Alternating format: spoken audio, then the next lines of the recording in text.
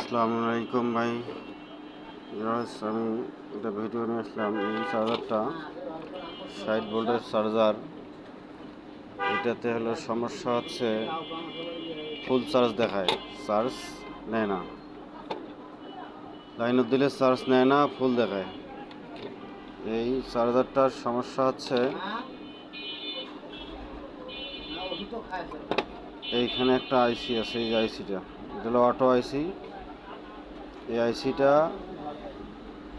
নষ্ট, এই আইসিটা ডিস্টার্ব আছে। এই আইসিটা চেঞ্জ করে দিলে এই চার্জারটার ফুল চার্জার দেখাবে না, চার্জ নেবে। এটা হলো অটো, এই আইসিটা হলো অটো আইসি। এটা আলাদা আইসি, নাম্বার আলাদা, চার্জারটার মডেলও আলাদা। এই যে চার্জার হলো এটা।